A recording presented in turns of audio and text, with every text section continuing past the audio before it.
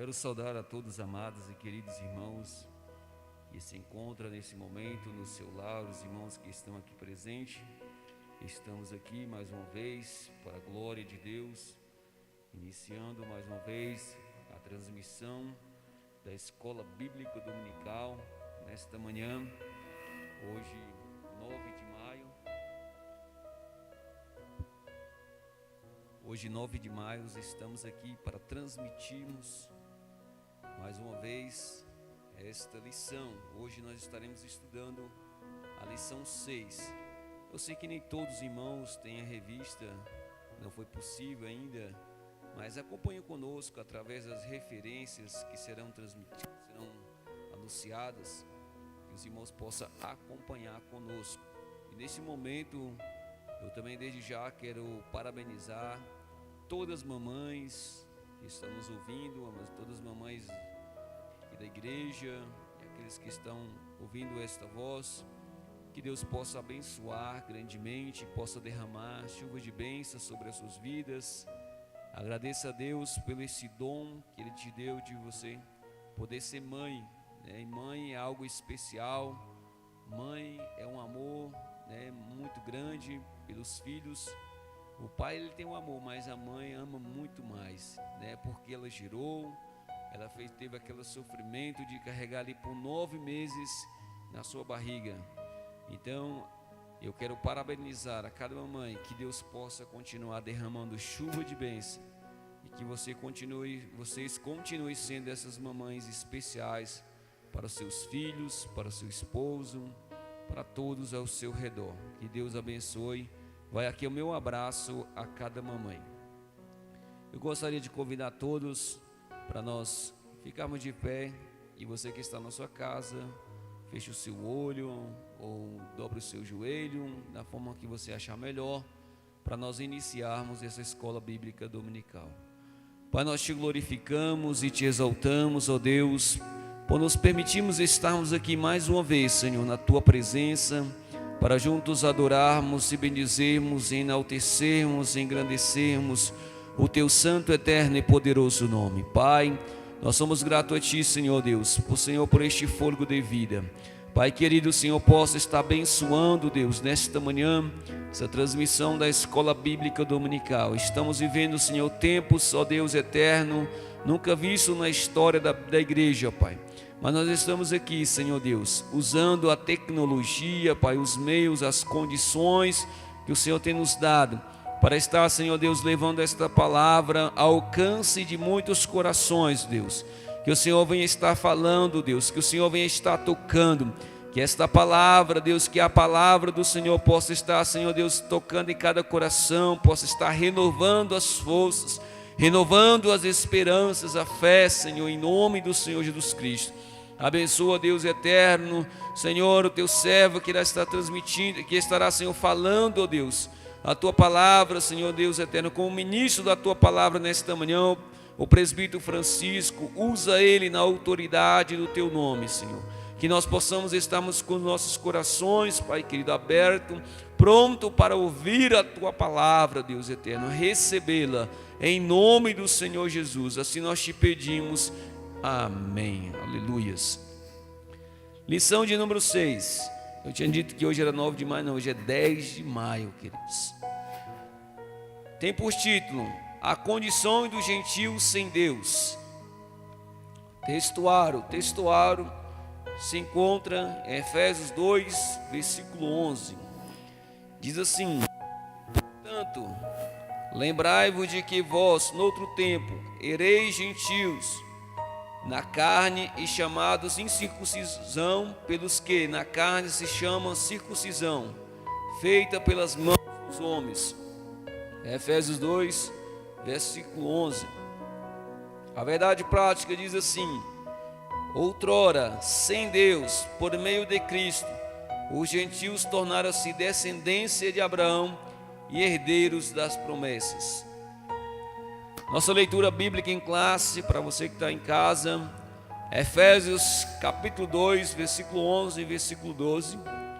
Aí depois estaremos lendo Romanos 4, do versículo 12 ao versículo 14. Acompanhe conosco, queridos, não deixe de acompanhar. Efésios 2, versículo 11. Portanto, lembrai-vos de vós, noutro tempo, ereis gentios na carne, chamados de circuncisão, pelos que na carne se chama circuncisão, feita pela mão dos homens, que naquele tempo estáveis sem Cristo, separados da comunidade de Israel, e estranhos ao concerto da promessa, não tendo esperança e sem Deus no mundo. Romanos 4, verso 12. E fosse pai da circuncisão, daqueles que não somente são da circuncisão, mas que também andam nas pisadas daquela fé que teve nosso pai Abraão, que tiveram na incircuncisão. Versículo 13. Porque a promessa de que havia de ser herdeiro do mundo não foi feita pela lei a Abraão ou a sua posteridade, mas pela justiça da fé. Versículo 14 diz assim: pois se os que são da lei são herdeiros, logo a fé é vã e a promessa é aniquilada. Amém? Que Deus abençoe a cada um dos irmãos, acompanhe conosco. E eu quero passar agora para o presbítero Francisco, que estará ministrando nesta manhã a lição.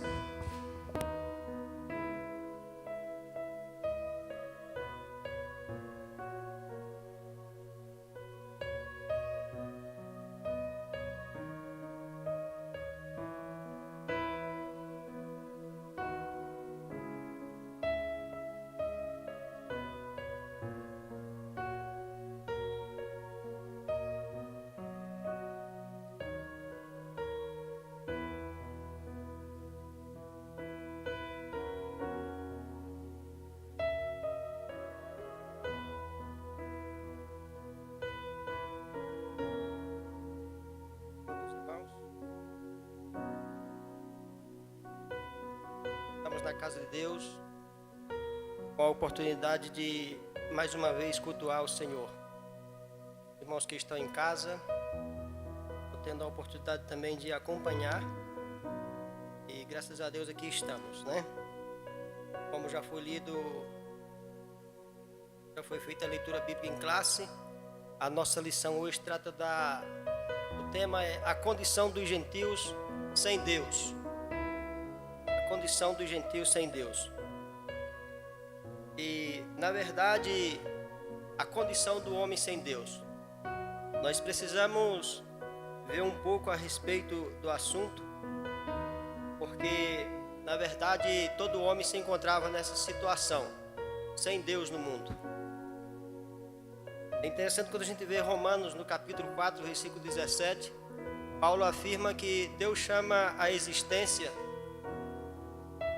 os que não existem.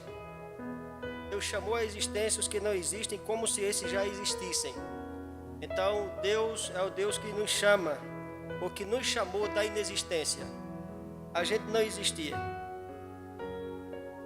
O que acontece é que todo homem, após o pecado, pelo pecado adquiriu esse ministério da impiedade.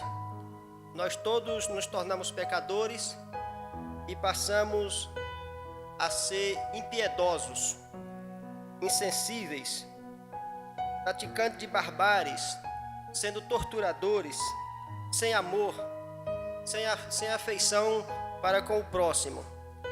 Esta foi a condição que nós adquirimos com a queda, com o pecado.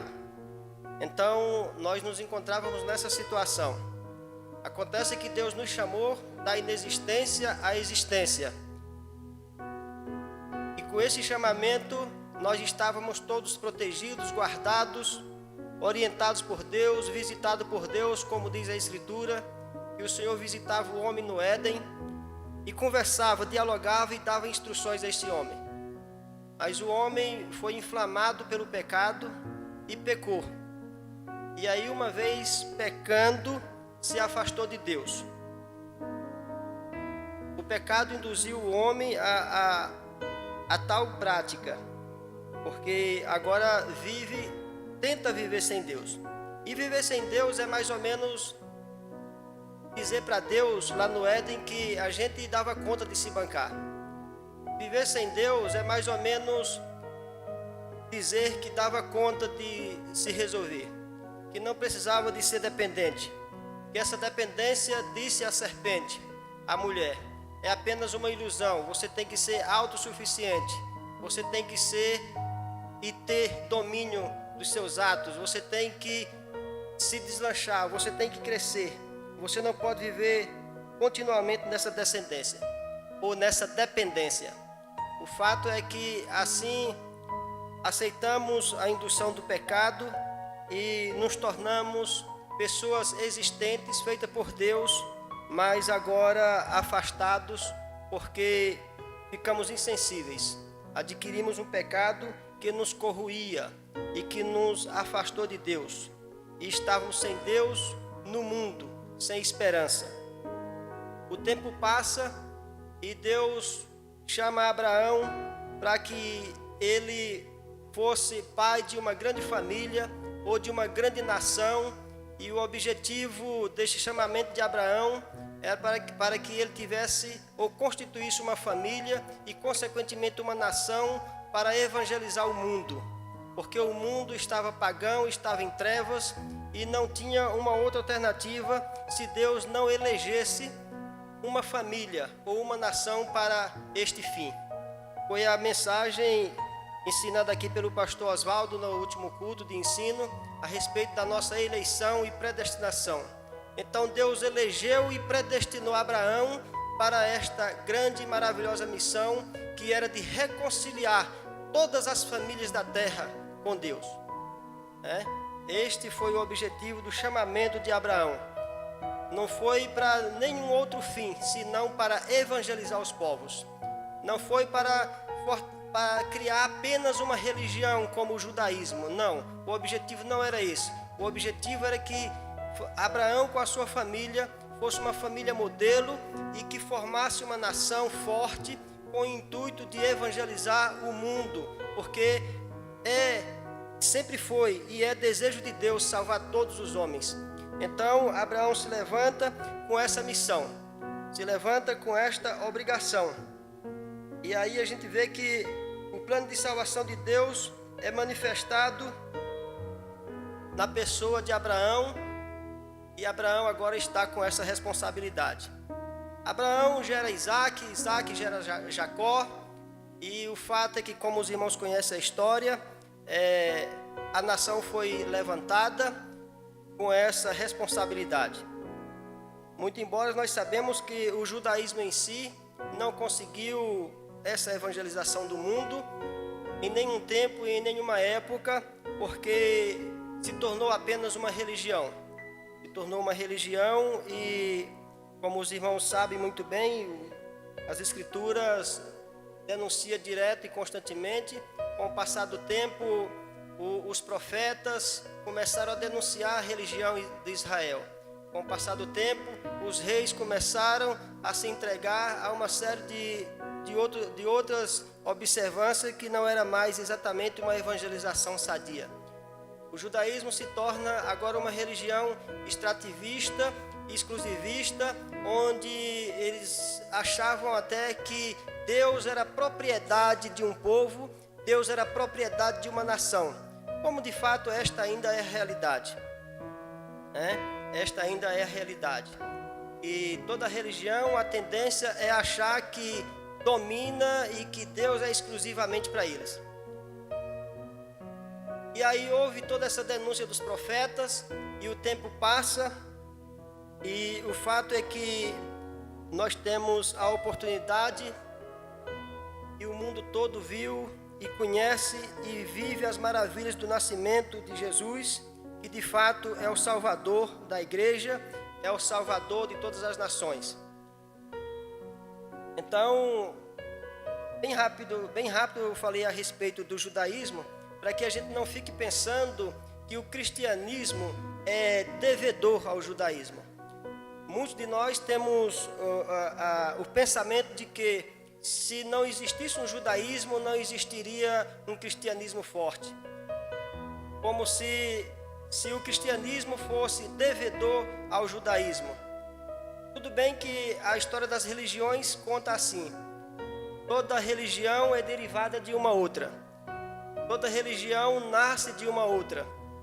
E nós não podemos entender assim, porque a história das religiões fala assim, mas o que acontece é que nós somos discípulos de Cristo e não produto da religião. Nós não somos produto da religião. Então, só para a gente entender mais ou menos isto, porque nós temos um cristianismo muito judaizante ainda, muito forte em nosso meio, e a gente vive essa controvérsia de pensar que se não existisse um judaísmo, não existiria um cristianismo. E não é assim, não é verdade. O cristianismo ele não se curva, o discípulo de Cristo ele não se curva a nenhuma religião. Aliás, o próprio cristianismo ele não deveria ser uma religião apenas, mas deveria estar muito mais preocupado em mostrar a grandeza e a bondade de Deus, a salvação por meio da graça. Então, é basicamente essa introdução à parte que a gente precisa ter e enxergar com muito cuidado, repetindo, para que não tenhamos na nossa mente esse pensamento de que nós somos produto do judaísmo, né? Nós somos produto da graça e misericórdia de Jesus. Nós somos produto da graça e bondade de Deus revelada e manifestada em Jesus Cristo, nosso Senhor. Então, não podemos ficar presos a esses detalhes que muito atrapalham, né? Foi feita a leitura bíblica em classe aqui. Eu acredito que os irmãos tenham conseguido ler todo o capítulo 2 de Efésios, porque nós temos aqui apenas 2 versículos em Efésios, e o apóstolo Paulo diz que: portanto, lembrai-vos de que vós, no outro tempo, erais gentios na carne, chamados circuncisão, pelo que na carne se chama circuncisão feita por mãos humanas, né? Nós temos aqui um outro assunto sério a ser tratado, que é a questão da circuncisão. A questão da circuncisão. E a circuncisão dos hebreus, e como os irmãos sabem muito bem, a circuncisão não era um assunto apenas de hebreus. A circuncisão, muitos outros povos da terra, até mesmo antes de Abraão, outras nações já praticavam a circuncisão, né? Outras nações já praticavam a circuncisão. Então, a circuncisão, ela tinha um objetivo de gerar saúde, né? Porque por meio da circuncisão existia era mais uma questão de saúde pública mesmo. A circuncisão não gerava santificação. Existe um grande problema um grande problema de entendimento, é que a gente acha que a circuncisão gera santificação, né? E na verdade a questão da circuncisão é porque nos dias de Abraão, por exemplo, dentro do judaísmo a circuncisão fica conhecida a partir de Abraão, mas essa circuncisão ela já era praticada por outras nações. E o objetivo da circuncisão era exatamente para que tivesse mais saúde entre os homens, entre os casais, entre as famílias. É mais ou menos como a questão de Moisés futuramente, quando ele dá as leis dietéticas, onde dizia o que podia comer e o que não podia comer. Aquilo ali era mais uma questão de saúde pública, era mais uma questão de saúde da comunidade, porque Moisés estava caminhando pelo deserto, onde não havia medicina para acompanhar e para medicar o povo caso houvesse uma pandemia, doenças graves no meio do povo. Então foi dada essas leis dietéticas. Era questão de dieta mesmo, comer e não comer, para que tivesse uma alimentação mais ou menos balanceada para evitar problemas. A circuncisão é mais ou menos do mesmo jeito. Na época de Abraão, por exemplo, os irmãos, todos nós sabemos muito bem que nos dias de Abraão não se tinha uma higienização como nós temos hoje. Então, um banho, hoje a gente toma 2 banhos por dia, 3 banhos por dia, 1 banho por dia, mas no mínimo 1 banho todo dia a gente toma. Nos dias de Abraão, não era assim, né? Eles não tinham acesso à água com tanta facilidade, não tinham acesso a produtos de higiene como a gente tem hoje. Então, o que acontece é que Deus orientou Abraão para que ele praticasse a circuncisão também.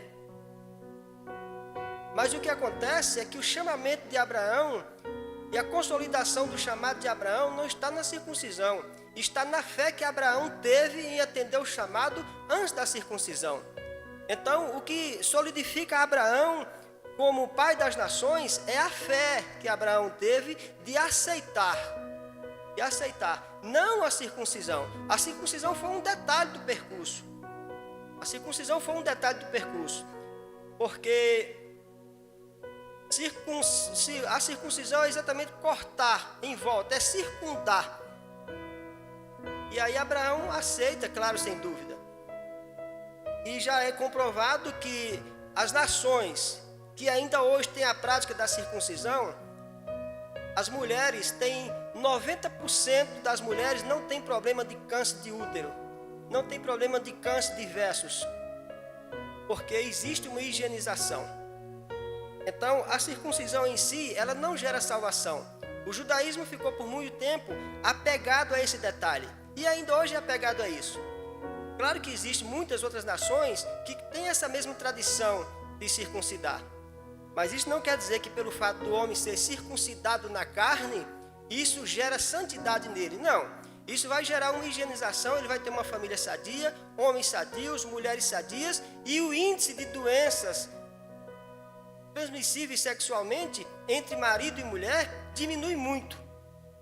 O índice de infecções no geral diminui. Agora, dizer que a circuncisão gera santificação é uma ilusão, e todos nós que estudamos a Bíblia sabem que é uma falácia esse assunto. O judaísmo fica apegado nisso, e o apóstolo Paulo diz assim: olha, vocês estavam longe de Deus, separados de Deus, feitos incircuncisos,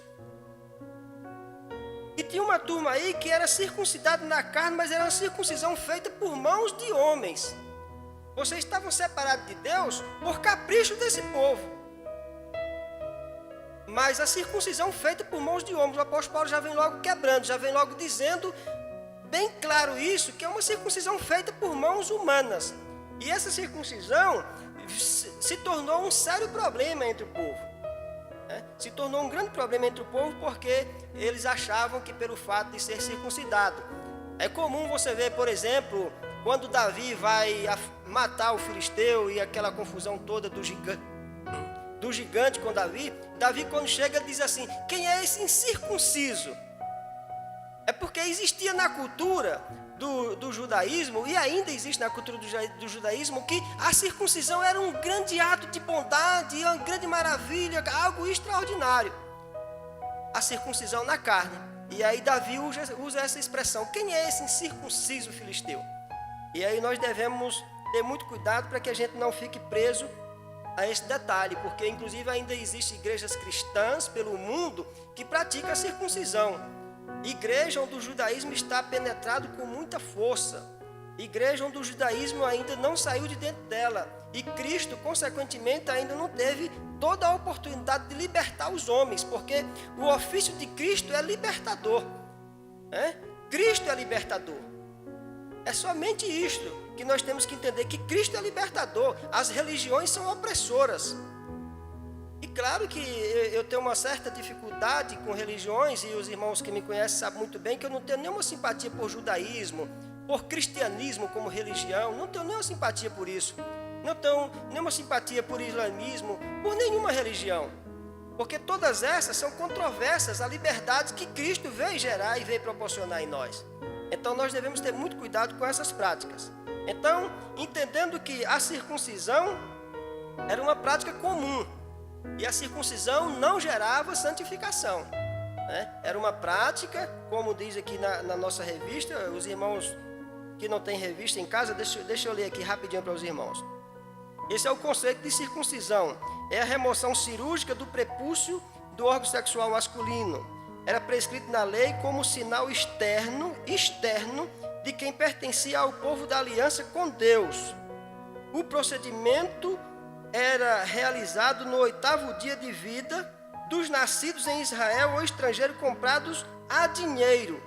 Quem não era circuncidado era tido como incircunciso, claro, sem dúvida, e portanto era excluído da aliança. a circuncisão tornou-se um sinal que distinguia os judeus dos demais povos gentílicos. Se você analisar a história direitinho, a circuncisão diferia dos povos gentílicos, mas a história conta que a prática da circuncisão já era comum naqueles dias. É interessante que a gente vê dizendo aqui que o sujeito incircunciso era excluído da aliança. O objetivo de Abraão, quando Deus chama Abraão e dá para ele, e diz para ele que através dele será formada uma grande família na terra, que ele será pai de todas as nações, que ele será, o que nós conhecemos o chamamento de Abraão, a gente vê que o objetivo não era esse, excluir o povo. Eu sou circuncidado, eu sou excelente, beleza, maravilha, Deus é minha propriedade, eu não sou propriedade de Deus. Deus é propriedade do judaísmo. E agora como é que fica? O Francisco, que não aceitou a circuncisão, é incircunciso e automaticamente está excluído. Deus não chamou o judaísmo para exclusão. Não foi esse o objetivo. Deus não chamou o judaísmo para exclusão. Deus chamou o judaísmo para que ele se fortalecesse, recebesse as instruções de Deus e assim evangelizasse e incluísse todos os homens na salvação. Então o chamamento aqui já começa errado. A gente já começa a ver uma grande falha aqui, porque eu me tornei muito importante como judeus. E agora eu posso excluir os demais. Inclusive o termo gentio é um termo exatamente israelita. Israel que criou essa palavra exatamente para distinguir quem era puro e quem não era. Quem era simplesmente gentes, pessoas sem futuro. O judaísmo dizia inclusive que os gentios nasceram para o inferno. Beleza. Se o cara nasceu para o inferno, o objetivo do judaísmo era ensinar Deus e incluir esse povo. Não era ser excludente, como a gente vê as práticas ao longo das escrituras, a gente vê isso com muita facilidade. Não precisa se estudar muito e ficar muito preocupado que você vê a exclusão acontecendo toda hora. Então nós devemos ter cuidado e entender assim. O significado religioso da circuncisão. A circuncisão também ganha um significado religioso. Esse é o grande problema. Diz o subtópico 2 do tópico 1. Seu significado religioso apontava para a santificação. E devemos ter cuidado aqui com o que está escrito. Apontava para a santificação. Como a corrupção, como a corrupção e as práticas idólatras estavam fortemente relacionadas com a sexualidade depravada, a circuncisão simbolizava a aliança de purificação requerida ao povo escolhido. Era algo tão sério que os judeus recusavam-se até mesmo comer com os incircuncisos. Não é contraditório a gente ver assim? Porque a circuncisão, como já foi dito aqui, ela não gera santificação. Fala aqui a respeito de práticas sexuais ilícitas. A circuncisão nunca resolveu isso. Aliás, a poligamia era frequente no meio dos irmãos judeus. Mas naquele tempo era permitido. Não, se é permitido, foi permitido todo o tempo. Se não é permitido, naquele tempo já estava errado. A práticas de relações sexuais fora do casamento, ou o adultério em si, era uma constante naqueles dias. Mas os caras não eram circuncidados? Eram circuncidados exteriormente, mas isso não garantia nada de que eles interiormente estavam resolvidos. Era um sinal na carne. O que garantia? Circuncidar hoje eu posso circuncidar. Posso ser um prosélito do judaísmo, aceitar todas as tradições e a cultura judaica e aceitar tudo que o judaísmo me impõe e ter uma circuncisão, porque a porta de entrada para o judaísmo, a princípio, é se tornar um prosélito e, consequentemente, já ser circuncidado rapidinho, e daí vem uma série de outras práticas, mas isso não me garante nada. Então, quando diz aqui que a prática de pecado, de adultério, de corrupção e uma série de coisas existia no judaísmo, e a circuncisão era um sinal de religião, um sinal de santificação, não funciona assim. Nós não podemos ver assim. A circuncisão não é sinal de santificação, é um sinal externo de que você está circuncidado. Mas isso não gerou santificação, tanto é que os judeus, no geral, a turma, você vê os profetas denunciando, os sacerdotes denunciando, toda a turma denunciando o alto índice de pecado que existia no meio dele, como existe no nosso hoje. Então, a circuncisão não gera essa garantia toda e não gera essa tranquilidade.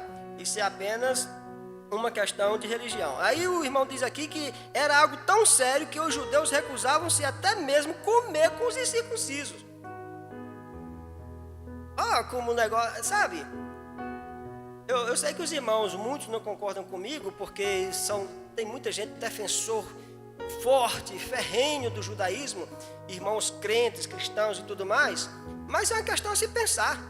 Ora, é mais ou menos como hoje eu sou crente na pessoa de Jesus Cristo, estou salvo, e agora eu não quero sentar numa mesa onde tem pessoas descrentes, com práticas que não condiz com a realidade do Evangelho e tudo mais, e eu me excluo desta realidade, perco a oportunidade de me relacionar com esse povo, perco a oportunidade de ensinar a respeito de Cristo e perco todas as oportunidades, sendo que eu fui chamado para estar com eles e me relacionar com eles.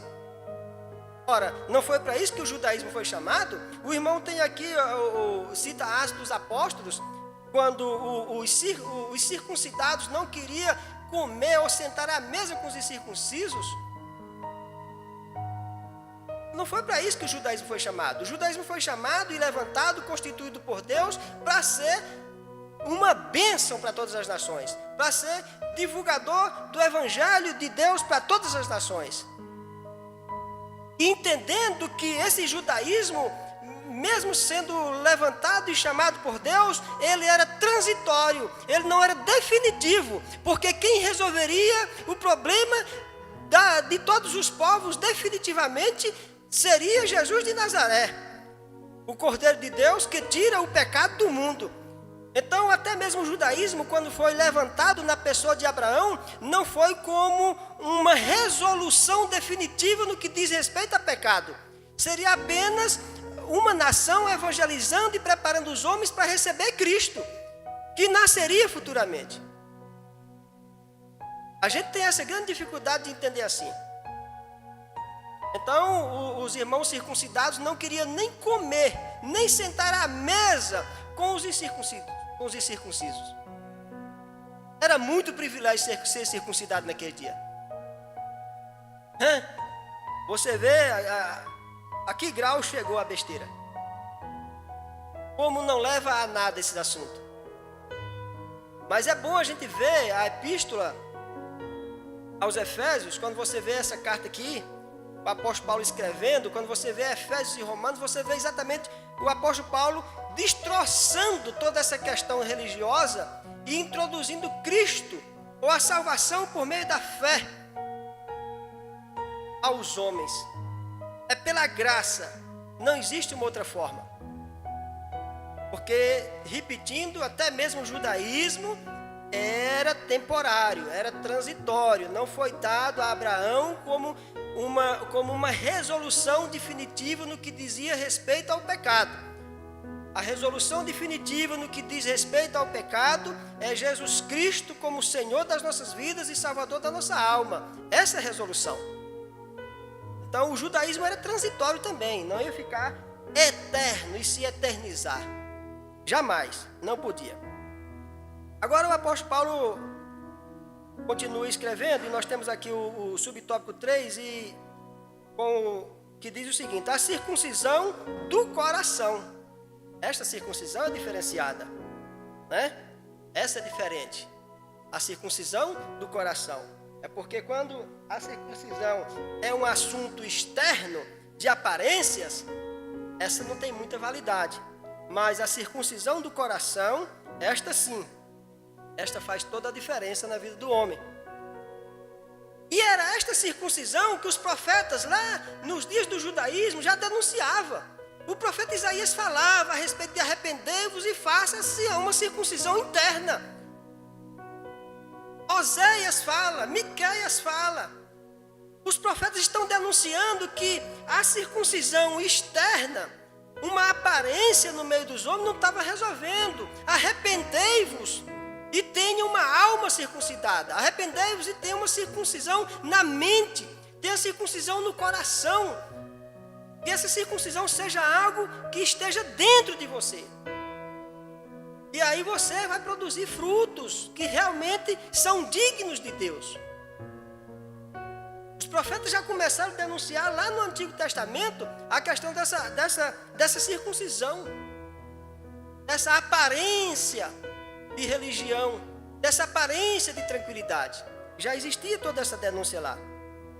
O apóstolo reconhece que os gentios não faziam parte da circuncisão, com uma ressalva: o sinal dos judeus era apenas físico e realizado por mãos humanas.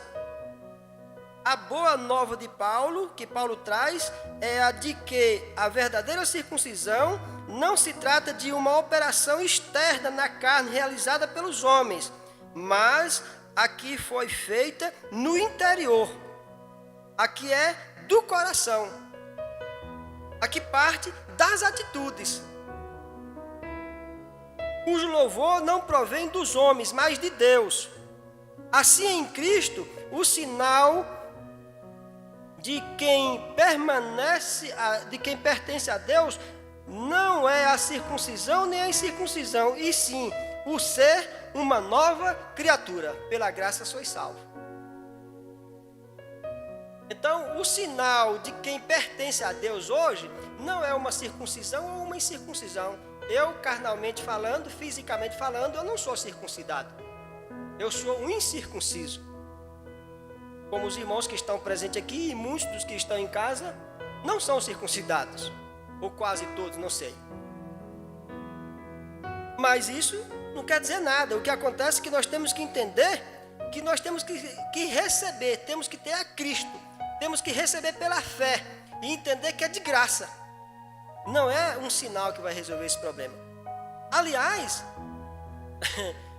você vê uma questão de uma denúncia de Jesus com relação à terminologia da religião, e os judeus assim fazem e chamam de gentios, são agentes, o povo sem Deus e tal e tudo mais. Jesus vem aqui dizendo, quando Jesus está repreendendo os fariseus e repreendendo todo o legalismo, ele está dizendo aqui, olha, vocês falam dos gentios, mas os verdadeiros gentios são vocês, porque vocês não saúdam um gentio, vocês só se comunicam com pessoas da sociedade de vocês.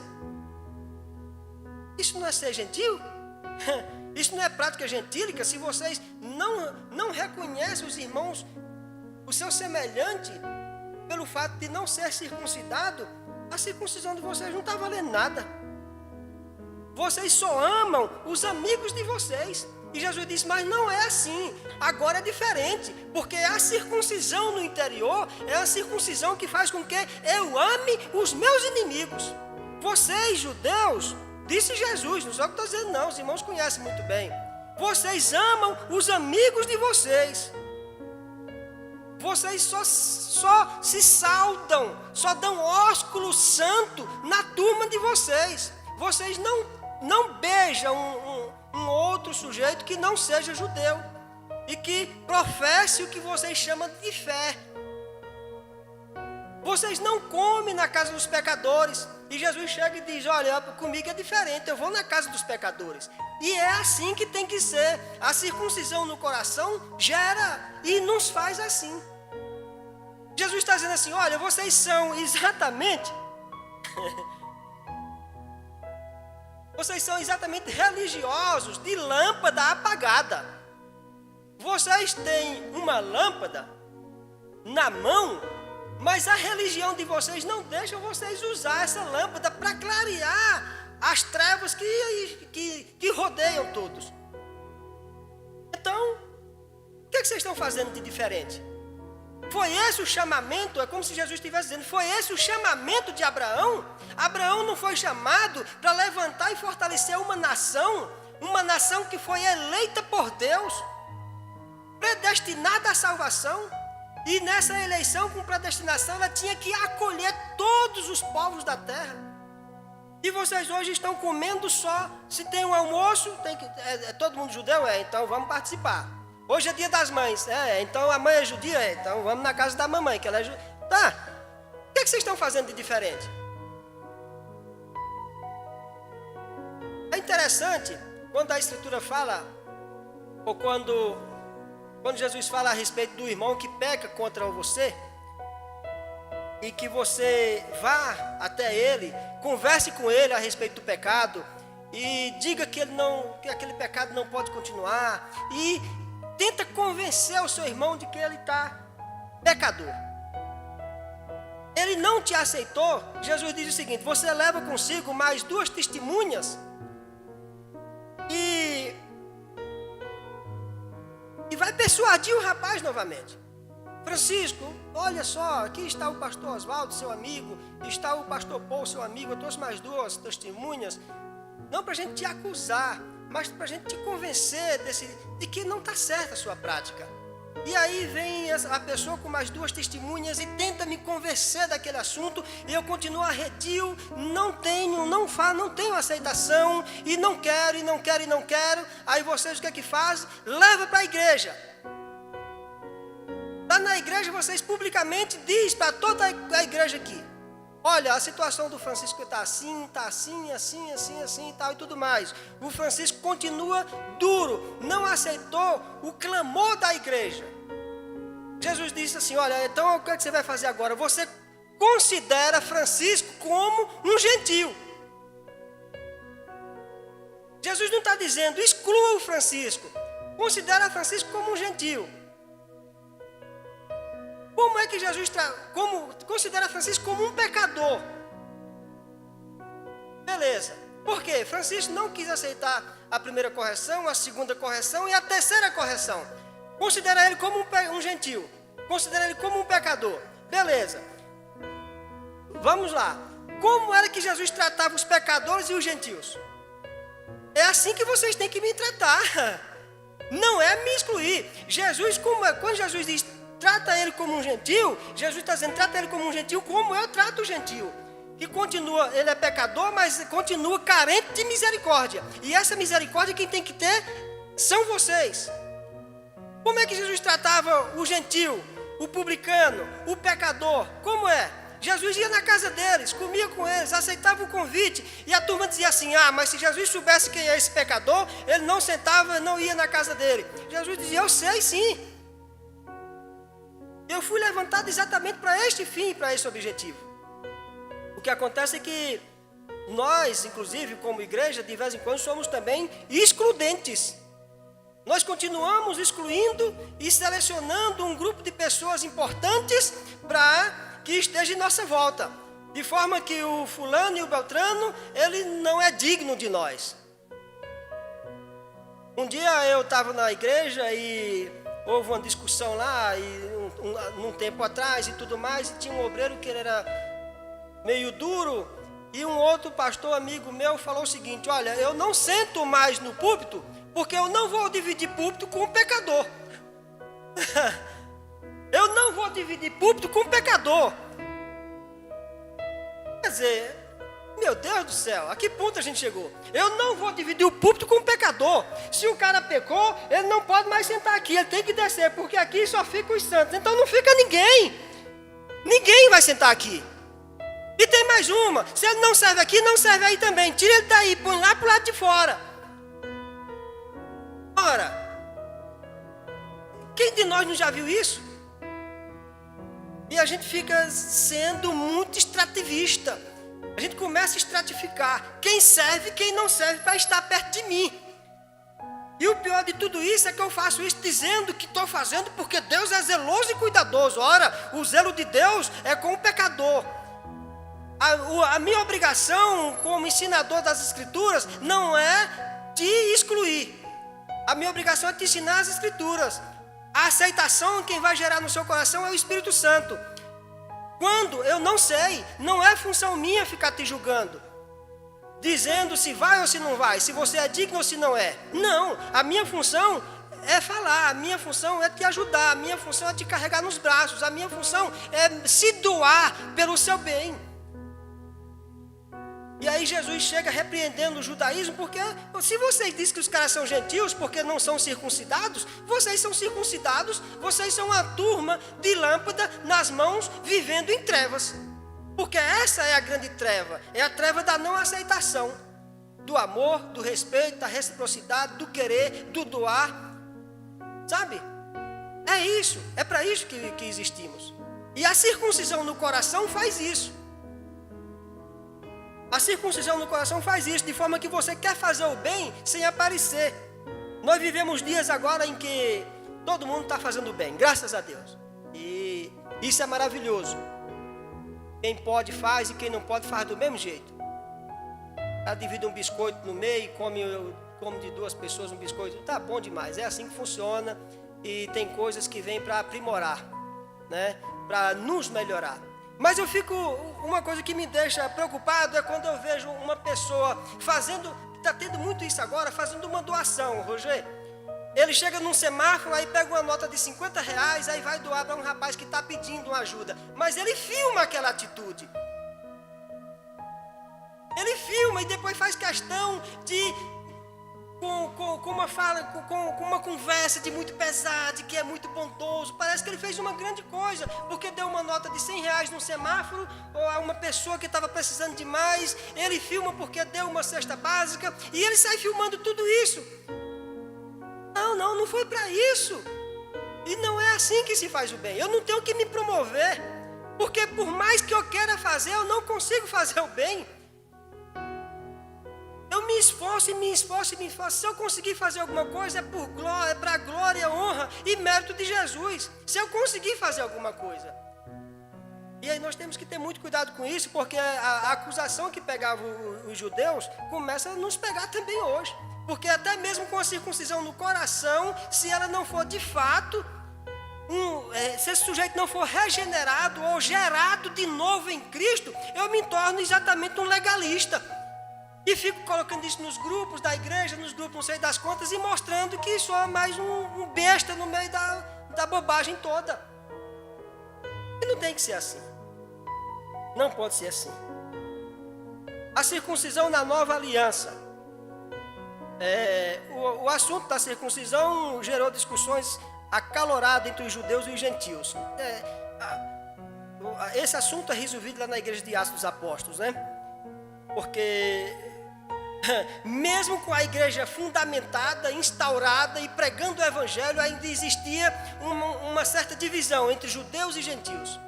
De forma que o judaísmo estava implantado ou continua implantado dentro da igreja. E os irmãos diziam, não, mas não pode. E os gentios diziam, não, mas eu quero Cristo. Quando o sujeito diz assim, eu quero Cristo, e você diz, não, você não pode ter Cristo. Não, eu já quero. Quando eu digo que quero, eu já tenho. E o judaísmo dizia, não, mas não pode. E o apóstolo Pedro, todos nós conhecemos a história, era um dos caras que mantinha a postura. E lá na casa de Cornélio, ele viu que não era bem assim, que Deus não fazia acepção, os irmãos também foram batizados com o Espírito Santo e tal e tudo mais. E aí resolveram receber os irmãos gentios na igreja.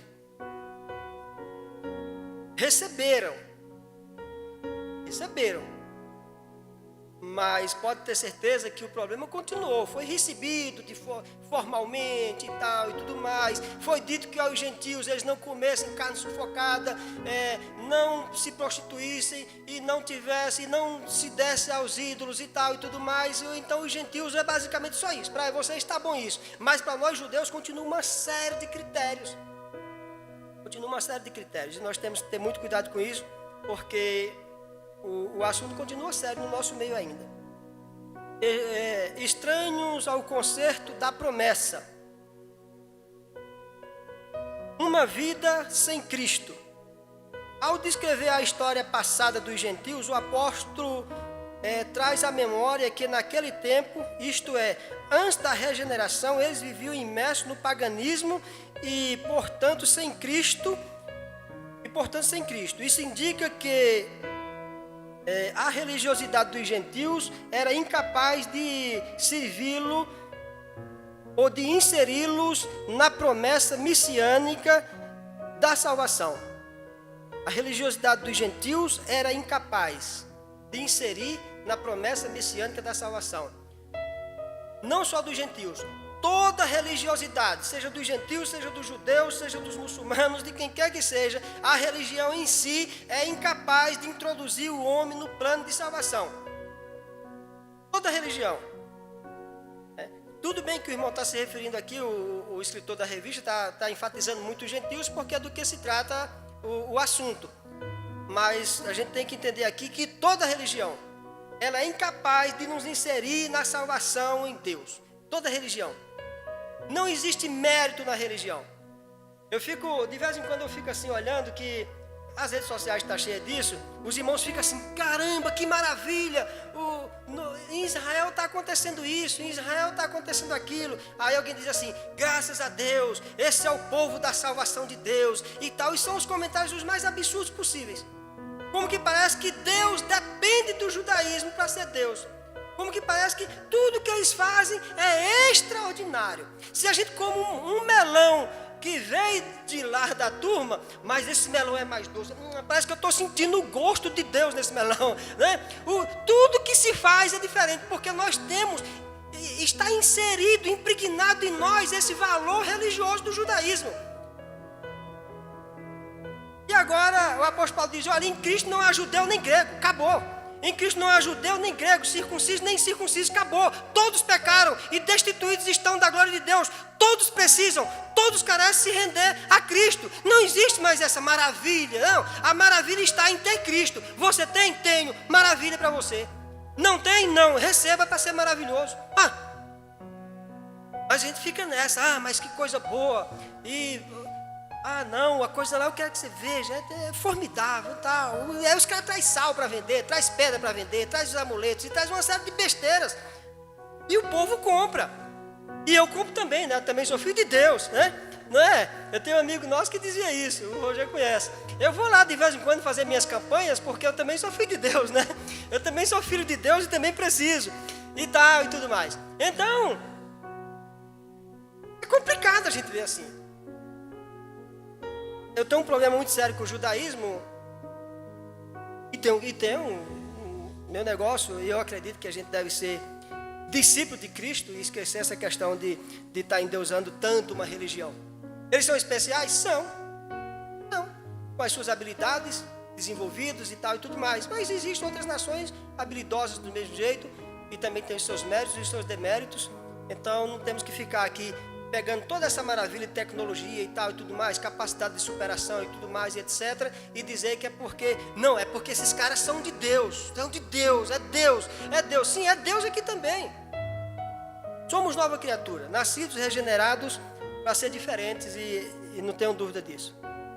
Então, estávamos separados, né?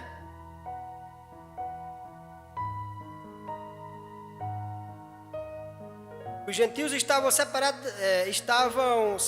da comunidade de Israel, isso já foi dito aqui. Não tinha uma outra forma. Aliás, os caras que se deixavam circuncidar e que se tornavam prosélitos e aceitavam o judaísmo, eles aceitavam o judaísmo, mas não tinha toda a liberdade, não tinha e não tem toda a liberdade que o judeu possui. Ele é gentil, ele é prosélito, está circuncidado, mas tem uma série de assuntos dos quais ele não pode participar pelo fato de ele ser gentil. Você tem uma ideia? O gentil não era recebido no templo. Nos dias do Antigo Testamento, os gentios não eram recebidos no templo. Herodes é que faz um pavilhão para os gentios. Quando Herodes agora bem recente, né, agora nos dias de Jesus, quando Herodes faz uma reforma no templo, ele faz um pavilhão para os gentios porque ele queria Ele queria fazer as médias com todos os povos, ele queria fazer a média. Então, ele precisava agradar gregos e troianos, ele precisava agradar gentios e judeus. Então, no templo é inserido uma sala, um ambiente onde os gentios podiam estar, mas não era no mesmo ambiente que os judeus. Isso é recente, mas no primeiro templo de Salomão, de jeito nenhum. No templo de Zorobabel não podia, era exclusivo só para eles. Então essa turma estava separada, não tinha como. E aí Jesus Cristo vem e salva todos. É isso que às vezes a gente fica sem querer entender, porque como nós somos mentalmente ou historicamente oriundos de uma religião onde os dogmas, os métodos são os mais pesados possíveis para que você seja um religioso realmente, quando você está em Cristo, você demora a entender que agora está libertado daquelas amarras da religião. E aí quando a pessoa diz assim, é somente pela graça, e aí diz, o que é a graça? A graça é você estar em Cristo, e como é estar em Cristo? É dizer, Senhor, eu te quero, eu te amo, eu sou pecador, mas não tem para onde correr. Somente em ti existe palavra de vida eterna. É isso que é graça. Aí o cara diz, aí de vez em quando eu fico em casa sozinho pensando e digo assim, mas meu Deus, será que é só isso mesmo? Os irmãos judeus fazem tanta coisa, são tantas festas, é Páscoa, é lua, é ano sabático, é isto, é aquilo, e eu fiquei só com a graça? É muito pouco, eu tenho que voltar e praticar um pouquinho daquelas besteiras que tem lá, porque eu fiquei só com a graça, quer dizer, é muita pequenez mental dizer, fiquei só com a graça. Pela graça sois salvo, por meio da fé, e isto não vem de vós, isto que? Graça, não vem de vós, graça é dádiva, é presente de Deus para todos os homens. E a gente vive a ilusão de dizer, não, mas quem me dera, né? Eu acho que eu vou acender uma velinha mesmo assim. Não era assim que funcionava? Por que existiu a reforma? Por que Lutero protestou? Lutero protestou porque existia uma igreja cristã eu não sei se era cristã, sei que ela era totalmente judaizante. E os caras faziam o seguinte, Francisco, se você quer entrar no céu, quer, então caminha por aqui, você tem que ter a vida, você compra a salvação, você tem que ser batizado, se você não batizar, não vai para o céu, se você não comprar as indulgências que se vendem na igreja, não resolve, você está ferrado do mesmo jeito. E então, quem mandava na igreja não era Cristo, quem mandava na igreja era a tradição dos bispos, o magistério da igreja era quem mandava na igreja, e por último, se desse certo, a palavra de Deus. E aí Lutero vê aquilo e começa a ficar preocupado. Em 1517, Lutero diz, não, vamos protestar. Por quê? Os caras vivendo uma igreja judaizada, ou judiada, maltratada, sabe? E aí, caramba, como é que pode um negócio desse? Eu tenho que pagar, tenho que comprar indulgências, eu tenho que comprar terreno no céu, eu tenho que comprar um pedaço do anel de João Batista. Rapaz, João Batista foi vendido muito, tinha tanta coisa vendendo, as roupas de Jesus, e não acabavam essas roupas, era pedaço de pano de tudo quanto era jeito, e vendiam-se de tudo na igreja. Porque quem comandava a igreja, olha só como está difícil a nossa realidade. Existia uma tradição que mandava na igreja, e existia um magistério, que eram os intelectuais da igreja, que faziam as leis em nome de Deus. Olha o problema desse negócio. Faziam as leis em nome de Deus e aplicavam ao povo. Se esse povo recebesse bem, se não recebesse, era considerado herege, condenado, e muitos deles eram até mortos, literalmente, matados, porque fazia oposição ao ministério, ou ao magistério. Imagina. Os caras se achavam donos da igreja. A realidade é muito diferente hoje.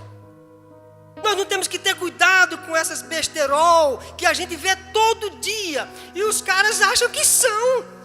O ministério é meu. Eu mando. Eu continuo fazendo. e faz do jeito que eu quero.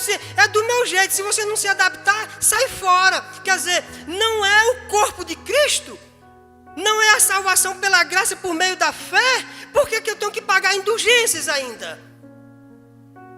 Os gentios foram rejeitados no judaísmo por isso. Houve um concílio na igreja de Antioquia e nos aceitaram no cristianismo. E por que ainda existem oposições? Aí, Lutero resolve protestar. E aí, nós nos tornamos protestantes. É interessante isso.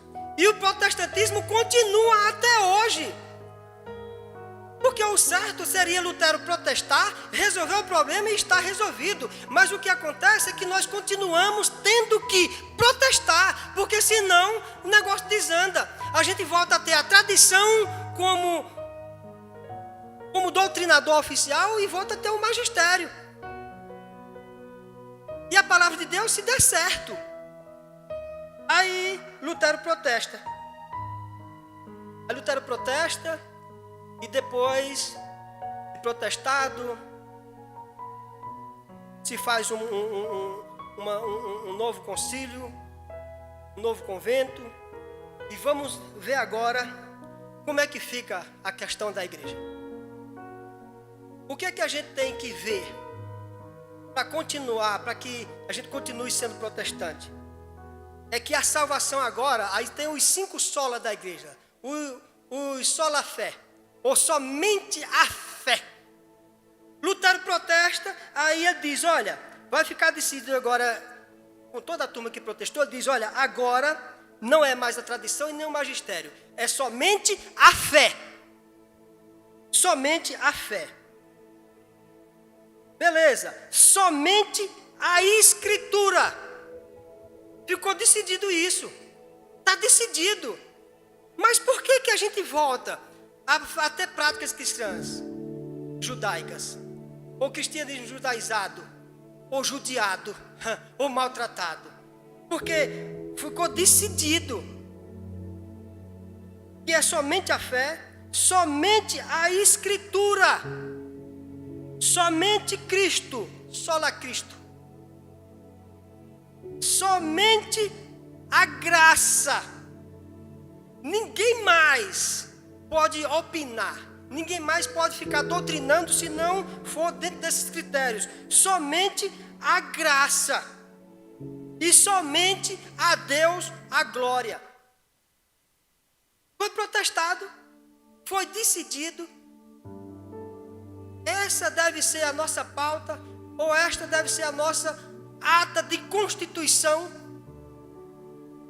E tem que ser somente a fé, somente as escrituras, somente Cristo, somente a graça e somente a Deus a glória. Mas o que acontece é que a gente continua insistindo em que, rapaz, somente a Deus a glória, será que não cabe nem um pouquinho para mim? E aí a gente fica fazendo uma série de coisas que não é próprio de igreja, lavada e remida no sangue de Jesus. Ficamos fazendo umas coisas que não é próprio de igreja. E a gente fica, meu Deus, como é que pode? Não pode, essa prática não é mais assim. Por que o Francisco continua ensinando desse jeito? Como é que o Francisco continua dizendo na igreja ou dizendo para os amigos? Porque nós falamos mais com os amigos do que na igreja. Na igreja é muita gente para falar. Então, eu prego aqui na igreja. Quando é que vou ter a oportunidade de pregar de novo? Daqui 1 ano, talvez. Porque são muitos obreiros, a fila é grande. Então, eu não tenho que me preocupar em pregar na igreja. Mas eu tenho que estar preocupado em falar com os amigos todo dia. De vez em quando eu gosto do assunto. Eu tiro ali 40, 50 minutos com um grupo de amigos, conversando a respeito disso. Não tem problema. Mas como é que Francisco continua ensinando isto ainda? Não pode. Mas não pode. Francisco continua vendendo indulgência. Francisco continua julgando, condenando. Mas não é assim a realidade mais. Por que ele continua fazendo isto? É porque ele quer glória. E quando nós protestamos, ficou decidido que agora somente glória a Deus. Não existe mais glória para os homens, como nunca existiu. Quando Deus diz que não dá a sua glória a ninguém, é verdade. Por quê? Não é que Deus seja egoísta. Primeiro é porque nenhum de nós não existe nenhum ser criado no céu, na terra ou em todo o universo. Não existe um ser criado que suporte glória. Porque estoura. É mais ou menos um campo magnético. Sabe? Se você receber uma pitadazinha de glória, você já fica meio lerdo.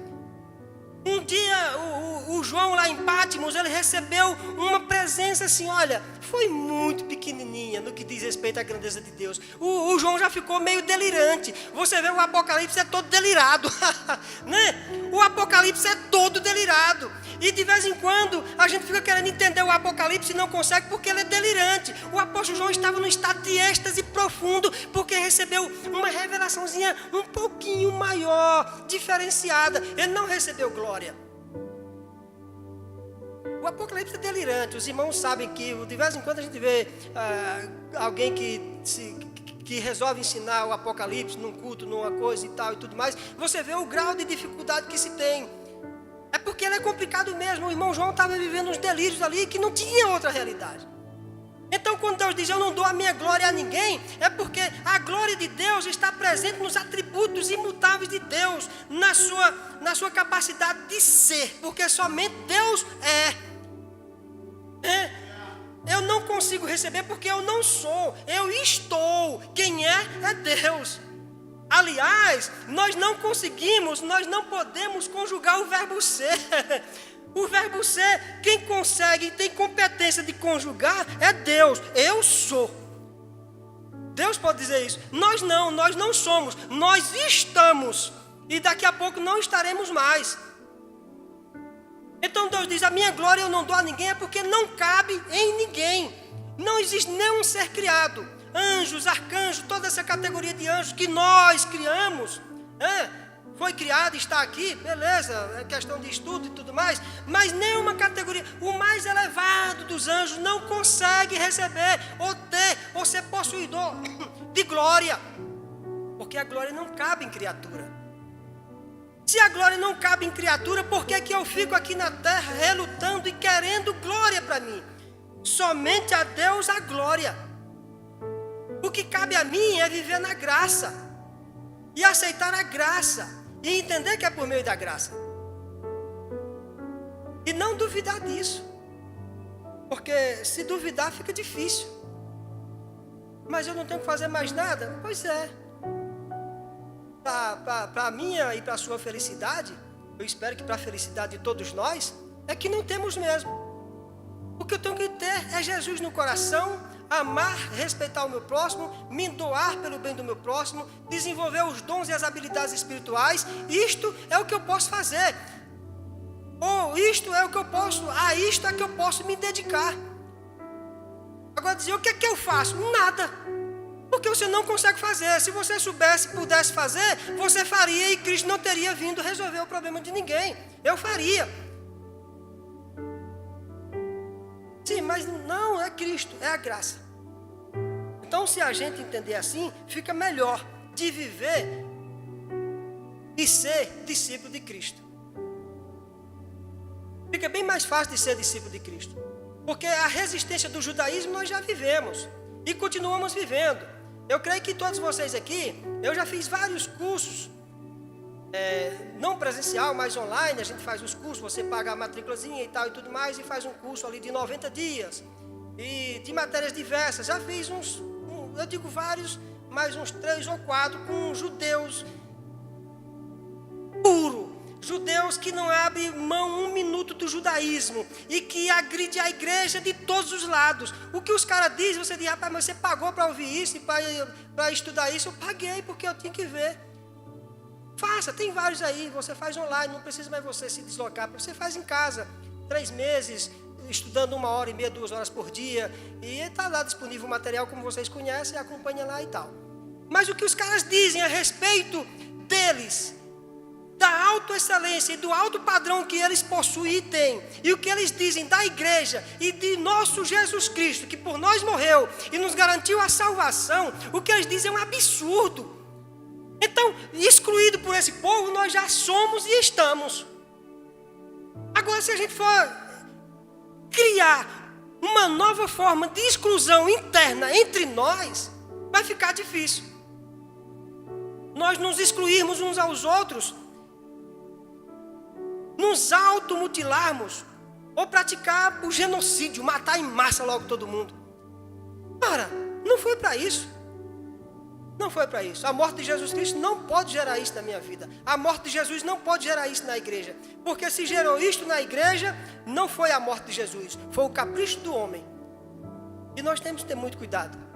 Claro que o assunto é muito longo, e não é uma escola dominical que vai resolver. Eu imagino que os irmãos tenham interesse no assunto e que continuem estudando e continuem vendo, porque são essas descobertas maravilhosas a respeito das Escrituras, que contém na Escritura, que vai nos libertando. É Cristo quem nos liberta. Não é a tradição, não é o magistério. É Cristo quem nos liberta. Foi Ele quem nos libertou. João fez uma apresentação extraordinária de Jesus e disse: Ele é o Cordeiro de Deus que tira o pecado do mundo. Então que nós estejamos entendendo assim. E quando a gente entender assim, a gente vai viver bem melhor entre nós, como igreja, como membro do corpo de Cristo, entendendo que Cristo é o cabeça. A gente vai viver bem melhor. A gente vai se libertar de uma série de problemas que nos amarra, nos algema todos os dias. A gente vai se libertar disso. Essa libertação, ela se dá por meio da aceitação da graça. Não existe outra forma. Eu posso fazer o que quiser, eu posso pagar muito caro por isso, eu posso inventar uma série de coisas. Se eu não entender a salvação, a libertação por meio do sacrifício de Cristo, eu vou viver sempre possuído e afrontado por uma mente imatura, incapaz de absorver amor, bondade, longanimidade, justiça, paz e alegria no Espírito Santo. Aí quando eu não vivo isso, eu digo, não consigo viver assim, eu vou viver com a minha religiãozinha mesmo. Então, lascou. Não consigo. Como religioso eu posso até viver, mas não tenho garantia de nada. Agora, como Cristo, ou com Cristo, as garantias são todas eternas e permanentes em nome de Jesus. Amém? Que Deus abençoe os irmãos que estão em casa, os que estão presentes aqui no templo.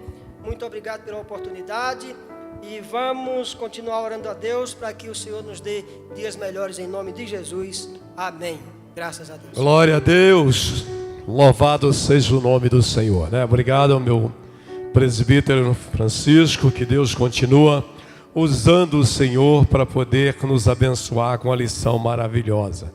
Mas quando eu li esta lição, Pastor Roger, quando eu li esta lição, a única coisa que eu peguei para mim, eu digo, triste do homem sem Deus.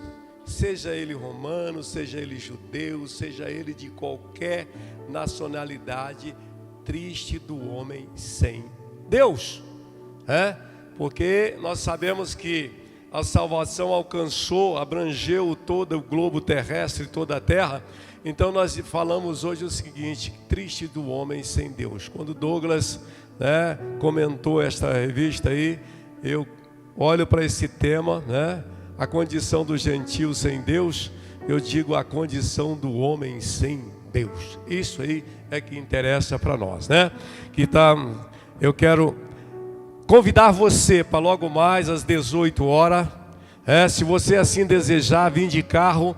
Eu estarei mandando servir ceia para vocês dentro do carro aqui, em volta da igreja aqui. Você não precisa descer do carro. Já passei a senha do nosso Wi-Fi.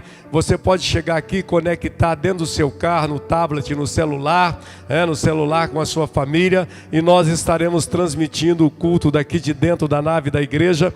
Mas você vai ser servido a ceia para você aí dentro do seu carro, aqui no estacionamento. Vamos fazer algo diferente? Toda a igreja está fazendo diferente. Vamos mostrar que esta igreja aqui na 304, aqui a ADET na 304, também está disposta a romper barreiras e vir receber a ceia do Senhor aqui. Sair da sua comodidade hoje, no seu carro e estar aqui conosco, ceando logo mais à noite. E nesse momento eu convido a todos vocês. Ah, pastor, mas eu não tenho carro. A nossa nave da igreja ainda é grande, e poucas pessoas pode ficar distante uma da outra, usando máscara, pode ficar 1 metro e pouco. O mercado está aí lotado, eles não ficam nem 1,5 metro aí, um do outro. Dentro do transporte coletivo também não acontece isso. Então, o porquê do distanciamento só da igreja, não é verdade? O porquê desse distanciamento? Pastor, mas o senhor está falando contra o decreto do governo? De maneira nenhuma. De maneira nenhuma estou falando.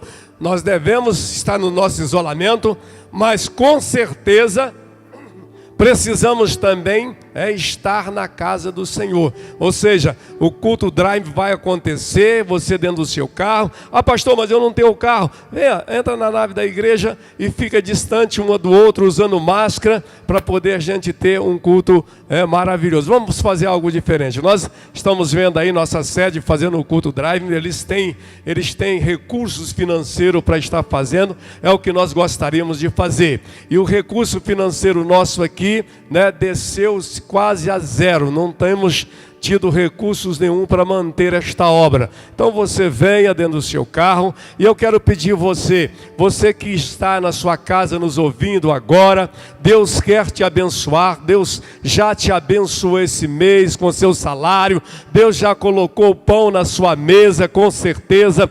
Deus vai colocar um almoço maravilhoso hoje na sua mesa, e eu quero contar com você logo mais à noite, trazendo o seu dízimo, trazendo a sua oferta. Eu vou comer, que você não traga o seu dízimo e a sua oferta, mas eu vou continuar orando por isso. Eu vou continuar orando para que Deus te abençoe. Eu sei que a situação está difícil, mas é nesta época que nós veremos a diferença de quem serve e de quem não serve a Deus, amém? Vou estar orando pela oferta, pelo dízimo nesta hora, e encerrando o nosso culto, o nosso culto aqui de EBD nesta manhã. E não se esqueça, às 18 horas, estaremos também transmitindo o culto daqui. E às 18 horas, você que pode vir de carro, está convidado para estar aqui no estacionamento da igreja para receber o pão e o vinho da mão dos nossos diáconos logo mais à noite, amém? Soberano Pai que estás nos céus, em nome do teu Filho amado Jesus, eu quero, meu Deus e meu Pai, nesse instante, com a tua permissão, Santo Deus, com a tua permissão, abençoar o dízimo do seu povo, abençoar a oferta do teu povo. Pai, continua, meu Deus e meu Pai, orando por essas pessoas, continua abençoando essas pessoas, continua, meu Deus e meu Pai, livrando essas pessoas da enfermidade, Senhor, continua livrando, meu Deus e meu Pai, essas pessoas do devorador, Senhor.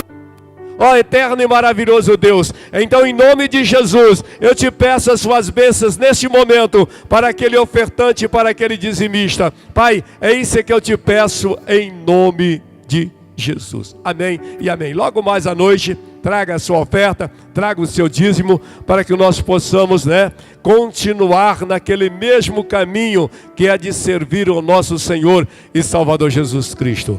Faça assim com as mãos aí na sua casa para receber a bênção, coloca assim, porque eu sei que hoje nós não temos sinal físico externo em nosso corpo, mas a circuncisão está no coração de cada um de nós. Que o amor de Deus e a paz de nosso Senhor e Salvador Jesus Cristo, a consolação do Espírito Santo de Deus, possa reinar no lar e no coração deste teu povo, e todos digam amém, e até logo mais à noite às 18 horas, amém? Deus abençoa.